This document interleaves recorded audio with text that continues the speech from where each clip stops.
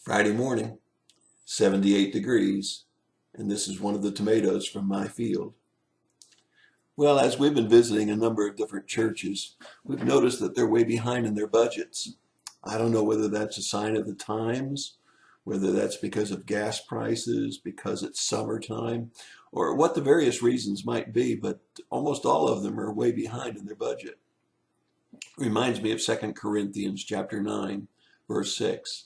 Now this I say to you, he who sows sparingly will also reap sparingly, and he who sows bountifully will also reap bountifully. Each one must do just as he purposed in his heart, not grudgingly or under compulsion, for God loves a cheerful giver. Well, we all know that most people don't give too cheerfully, unless it's for something for them, in which case they usually enjoy shopping and buying. But God tells us that all that we have is His. I wonder, as you analyze your gifts and talents, your financial resources, and your material blessings, how have you been sowing? When we first started this summer up here in North Carolina, we had a peach tree at the top of the hill in our garden, just one peach tree, and I was looking forward so much to the peaches. But because it was only one tree, because many of the animals up here on the mountain like peaches, especially long before they're ripe when humans would eat them, I didn't get one single peach from that tree. Well, one of the people that I talked to about it said, well, if you had planted more trees, they wouldn't possibly have eaten all of the peaches. I'm not so sure about that. But nevertheless, if you sow sparingly, you reap sparingly. At the same time, I didn't have time to plant a full garden, but I did start out 12 tomato plants.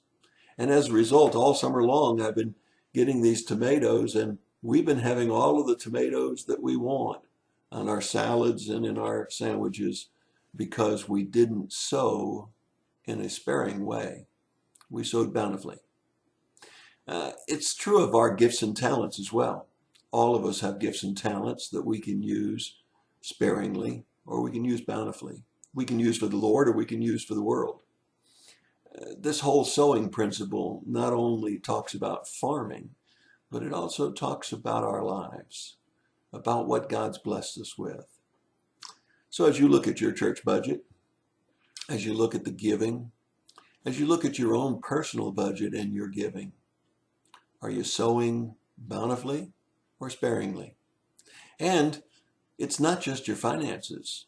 What about your time, your gifts, your talents? What about your ministry to others? Are you sowing sparingly or are you sowing bountifully? I hope that you'll remember that as you go to church on Sunday. I hope you'll remember that as you write your checks for your personal pleasure and your checks for the church, or as you reach into your wallet to share what God has blessed you with. How are you sowing? Are you sowing sparingly? Or are you sowing bountifully? God loves a cheerful giver. God bless you and have a wonderful day.